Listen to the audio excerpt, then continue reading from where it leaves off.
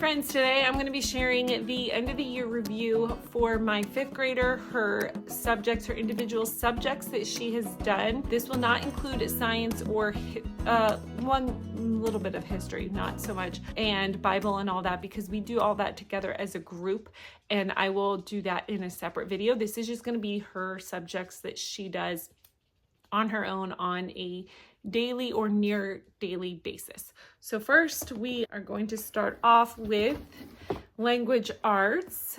So most of her work she does independently. There's a few things that I help here and there with, but most of it, for the most part, is like I said, is independent. So she did The Good and the Beautiful Level 5 Language Arts, and this is intended to be independent. There is a small teacher parent section at the beginning of almost every single lesson. So sometimes you are, as the parent, having to dictate sentences, like 2 or 3 sentences. Sometimes their child is reading like a passage to you or a poem. Sometimes they have to say out loud difficult, more advanced words so that you make sure that they're pronouncing them right. So there is a small section, but for the most part, all of the material is laid out in the instructions, and they it's self-guided, self-paced. They cover grammar, literature. So it comes with, there's 4 chapter books that it comes with. Let me grab them for you so you can see that. And so she read all 4 of these, and they instruct you when to read it. Like, okay, today read chapter 7 of Marjorie. So there was a few, hold on, let me direct that. There we go. There was a few, this was captured words. She said she liked this one the best. This was the story of Sequoia and how he did, I think, a written language for the Cherokee Nation. Yeah, so she liked this one. This is Marjorie. This was The Clockmaker's Son. And this was Chico of the Andes. So if you have a reader who, maybe a reluctant reader, this is a good way to get in some literature. She loves reading, but this isn't necessarily her style, and none of these would be books that she would choose on her own. But I like that, actually, because I think it just gives her a little bit more variety with her reading. And so she read all of those. And then there's questions that, comprehension questions and think about it questions that are incorporated with that. Obviously grammar, punctuation. There is art and geography in here. It comes with geography cards. They have to memorize. There's like the United States, the countries of Europe, things like that. That was a good element of it as well. I like that there is geography, vocabulary, like I mentioned. They will be saying those bigger words to A, so you can pronounce it, and B, it gives like a definition so that they are introduced to bigger words. And then writing and spelling.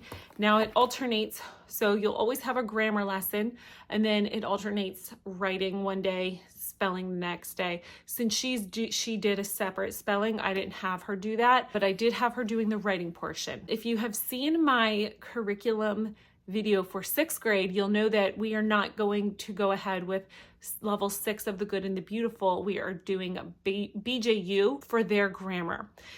The reason for that, like I said, this incorporates literature, it incorporates spelling, writing, and grammar. So it is all in one, which is great. If you're looking for like an all-in-one, don't want to think about it. Not that you don't want to think about it, but you know what I mean. I think this is a really, really good. But there was just too many aspects of this that we were going to be not using, that it just didn't make sense to continue it. So she likes the spelling. She likes a traditional spelling list. She likes to have her list, do her exercises throughout the week of the spelling practice, and then she likes to have the test on Friday, and that's just what she prefers. She did do 1 year of The Good and the Beautiful, how they do their spelling, which is laid out a little bit differently. And it was okay. She didn't like it as much. We weren't going to be doing spelling. I had already gotten her a literature course from BJU because I think it looks really, really great. It's a literature, it's like its own course. Like I said, it's going to be reading. It's not necessarily chapter books. It's going to be reading like smaller excerpts, but it's really going to be teaching the aspects of literature. So she wasn't going to be doing spelling or the literature. And then writing, I wanted to change up as well, only because I don't think there's necessarily anything wrong with the writing in here. Like it's not like I can pinpoint like this is just terrible. It's not that. It's just for me teaching her and for her as a reluctant writer, we just to work together as a team needed something that was going to be laid out just step by step, very visually easier to see, and just something different than what it is here. And again, it's not bad. And if it's not bad, it's just for us, like I said, me teaching her and her as the student just needed something different. So really, if we weren't doing the literature or the spelling or the writing, then this just leaves grammar. And I just didn't see a need to do grammar, just this for the grammar, although they do a really good job of the grammar as well. And so this is great. There's nothing wrong with this. Had she been like a really, really avid lover of, had she liked the way that they do the spelling, had she been a stronger writer and like has more confidence and is all of that, I think I would continue with level 6. It's just that, it's just personal things. So you have to kind of tweak your, we're just tweaking it according to what is going to be best for her and kind of how I can teach her best. And although, like I said, this is independent, I think for the writing, she still will. I think kids need a little bit more hand holding when it comes, because writing is so abstract and subjective, right? It's not like here's a subject, here's a verb. There's a lot that goes into writing. And I wanted her to be a strong writer. I really think that is important. And since she doesn't love it, I think we need to go with a program that's going to help lay that foundation. So that was a very long-winded saying of overall, I think this is a great, I like the Good and the Beautiful for their older years for literature or for language arts and things like that. But just for her and, just like those circumstances that I said, that's why we won't be continuing, not because there's anything wrong with it. Then for handwriting, she's finishing up level 6 of the Good and the Beautiful handwriting. She, again, I mentioned in my other video that for my first grader that none of them like love handwriting, but if they have to choose one, they do like the Good and the Beautiful's handwriting courses, if that makes sense. This one's like a little bit of a longer one. And so this one's a little bit longer, but then sometimes they have, they're a little bit shorter and, they're older. So they are going to be required to do a little bit more handwriting. But at the end of each, most pages, they have, try not to show you one with her first and middle and last name. They have, some sort of drawing or writing exercise too. And so some of the times they're a little bit shorter, like the writing exercises are a little bit shorter. So we're going to be continuing with it just because even though they don't love handwriting, that is just, I'm sorry, that's just something you got to do. It's part of life. It's part of school. We need to make sure we're not just having sloppy doctor signature handwriting. I want you guys to have legible handwriting. So yeah, there's an example. And then also this, they do have like Bible verses. I do want to mention that. So if you are a secular homeschooler, do not include any biblical religion, anything like that. Just keep that in mind. But they do offer these as a PDF. And so once you buy one for one kid, you could continue using it for years. Oh, and I want to mention the Good and the Beautiful, their language arts. All of their language arts from level 1 to 5 is free to download for a PDF. But if you get a hard copy like this, obviously you have to pay for it. But if you do want to do a PDF, it's free. Next is spelling. This is Evan Moore. She likes Evan Moore. It is nothing fancy. Is black and white, straight to the point. But it does, I've done a flip through on this, so that's why I'm not showing like a whole lot. I have other videos on Evan Moore's spelling, specifically the spelling. There's 30 weeks, so I like that because she actually just finished with this, because it gives us some wiggle room for those weeks that are shorter or whatever. And because she loves to finish, make sure she's finished with the book at the end of the year, this gave us some wiggle rooms. And it does have an answer key in the back if you want. It also has a little, if you want to do a spelling test, I just make a copy of this, and then this is what she uses every week for her spelling test.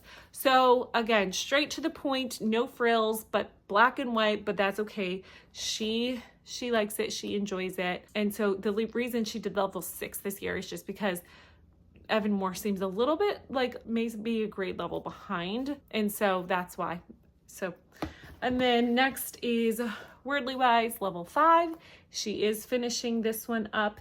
There are 20 lessons in here. And so she didn't do one she didn't do like one lesson per week. I kind of let her spread it out and do this maybe, I think she did it just twice a week. Yeah, twice, 2 or 3 times a week. And so she'll have to finish up. But again, I've done a kind of a flip through and in depth with here. So this basically just has, I'll just show you here. It has like 15 vocabulary words with their definition, and if there's multiple definitions, as well as the part of speech and then a sentence, and then it's going to have different ways of using this. I think it's good for honestly like testing prep. We don't do testing, but like future down the line, like SAT prep, just because of the way it's laid out. I think it does a good job of that. And so it just gives different exercises on how to incorporate the words. I have the answer key to go with this just to make it a little bit easier. There is not one that comes on the back of the book or anything like that. So get the little answer key. It's like $5. It's totally worth it. So she'll be doing this next year. She's done it for a few years and she enjoys it. And then for typing, she's doing typing.com. She's actually finished with that. But she's like, for some reason, she's like, I still don't feel like I'm a very good typer. I don't know why. I don't know if it's the program. Honestly, I haven't really looked too much into it. Just because it's online and it's free and she just does it her own. I think she's a fine typer, but we're going to just do the Good and the Beautiful's typing for next year. I already shared that. Just so she can have a little bit more practice. And then she hasn't really done any extra like computer programs besides that. So typing. And then for Spanish, she's doing Duolingo. I think I want to incorporate something more though. Duolingo's online and it is free too, but I think she needs a little bit more because she does want to stick with Spanish, and which I think is great, but like she needs more. I don't know. So maybe I'll have her like watch shows, TV shows, or read books or something like that in Spanish so that she can really be immersed in it a little bit more. And then what else? Oh, she does Night Zookeeper. I have shared before. She doesn't do that every single day, but sometimes like on Fridays, she will do that, which Night Zookeeper is a really fun online. It's like a grammar, language art, creative writing program, and it feels like a game, and they get to make their own little characters, and they get to write stories, and other kids who are members of Night Zookeeper get to read the stories and like make comments on it. And so it's been really fun. And then so they have like vocabulary games, spelling games, all types of games. I've shared Night Zookeeper before. And I actually have a discount code. If you're interested, I'll link it below. You can get a 1-year subscription. It's 50% off. You just click the link. There's no code. I'm sorry if I said a code. You just click my link. I'm so good at this, right? You just click my link and 50% off. And so she really enjoys Night Zookeeper. It's fun. They have weekly challenges as well. So she does that, and that's just kind of, I remember when I was younger, I like to play games, like educational games that I didn't even realize, but I think they are super helpful. That's kind of one of those things that's like an educational game. They don't even realize how much they're learning and how much they are absorbing. And then she is doing a Becca's history, old world history, for 5th grade, and that covered all of the Eastern Hemisphere. So she has studied Africa, Europe, Asia, and Australia. And then next year she'll do New World, which will be the Western Hemisphere. It's been fine. She reads it independently. I ask her the questions, like when she's done, she goes, okay, I've read this chapter. So I'll go over the comprehension questions just to make sure she's understanding, and then add any information that I think needs to be added. And we kind of have like a little bit of a discussion. Then I make her a little study guide and she will take the test. There are activities that can go along with it, and maps and geography and all that. We don't do any of that. She just reads the book, reads the text, and then we'll take the test after that. And so she has been enjoying it. It's so funny because I'm like, I literally took that exact same history course in 5th grade. Like I remember a lot of the same stuff. And it's just like, I don't know. I personally think like there's other things out there that are more interesting, but that just goes to show like there's no wrong way to do homeschool. There's no wrong way to do a curriculum. What works for one person is not going to work for another. You know, although I probably wouldn't have chosen that, she is enjoying it. And I think she seems to be learning. She says she is comprehending. I have asked her questions. Hey, what about this? And she can recall from, you know, several months ago. So I guess it's working for her. But so she liked it, and then she wants to continue with the New World History, like I said, like the Western Hemisphere next year for 6th grade. So she will be doing that. And then we did like a more of a cultural world studies from Beautiful Feet book that, again, I'm going to share in a separate video, not today. This was mostly just her independent work. And then for this, we just did on Fridays. This is Fix It Grammar. If you're interested, I have a video of all of Do a Lesson with Us, of how we did the lesson for the Good and the Beautiful. And then I have a more in-depth look at all the components of her grammar. That's why I'm not really doing it for her language arts. I'll link that below. So if you want to get a really good picture and in-depth, I'm not doing that for this video because I've kind of already done that. So this is just kind of a review. But anyway, this is level 1, the nose tree. I'm going to say, you know, they say it's for like 3rd grade to 5th grade. I feel like that would be really difficult for a 3rd grader, because I feel like in 3rd grade, you're still just learning like the basic parts of speech. This goes into like adverb clauses, prepositional phrases, who, which clause, that clause. I'm just like, whoa, like I feel like that's a lot for a 3rd grader. So if your 3rd grader is doing this fine, I think that's amazing. If you're a little bit older though, like do not feel bad. She was in 5th grade, and I'm gonna be honest, this was a little bit of a challenge for her. I think she does overall, like she did really well with the Good and the Beautiful. She always gets everything right in the level 5. Every time I check her work, it's always correct. When I check this, sometimes it's like, all right, we got to go over this, or you skip this, or let's clarify what this is. And not that she did terrible on this or anything like that, but this definitely was more of a challenge for her. So I think it's really good though, because it just shows grammar in a different way. So she has to basically she's editing a sentence a day. And so it looks easy, but there's all these things that she has to make sure that she corrects. And as the weeks go, obviously there's more and more and more, depending on your child. I don't know. For any of my kids, I'm not going to give this to them before 5th grade. So she will be doing level 2 next year for 6th grade. Although she's like, Mom, please, do I have to do Fix It Grammar next year? Please, can I not? So she would give this a big thumbs down. I'm like, I already ordered the next one, but we'll see. We'll see how it goes with, we're doing BJU Press for her English next year. And if that seems like enough, then maybe I'll be like, okay. But just because she is really, really a compliant child, and she works really hard, and she goes above and beyond a lot of time for most things. She's a really loves to read, very good reader, does excellent and tries her really best with everything. And so if she's asking me that, I want to make sure that I'm sensitive to that. There are things that they don't love doing that I'm like, I'm sorry, we have to do it anyway. And then there's things that they don't love that I'm like, okay, is there any way we can switch this up a little bit or change it or whatever? So as of now, she will do this next year, but the level 2, but we're going to see how it goes. Well, if anything, I don't know, we'll see.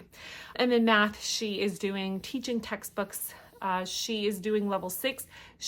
I feel like she should kind of zoom through and do level 7. Honestly, she did test into level 7, and I talked about why we didn't do the Good and the Beautiful. We stopped that halfway through the year. She was on level 5. I talked about that in another video, so I don't want to talk about that because I've talked about it so much. But so she's doing teaching textbooks, did go into level 7, but I said, you know what, because it was kind of a frustrating year, let's just give ourselves a little bit of a breather. And so I think right now she's like, all these lessons are really review, they're really review. So she can probably speed through level 6 and then be ready for level 7. I don't know if I will use teaching textbooks forever, but for at least the next year, we're just going to do that. And then we'll go from there afterwards. But she is enjoying it. It's all online. It does the lessons online, all the quizzes and all the problems and everything, all the grading is online and does.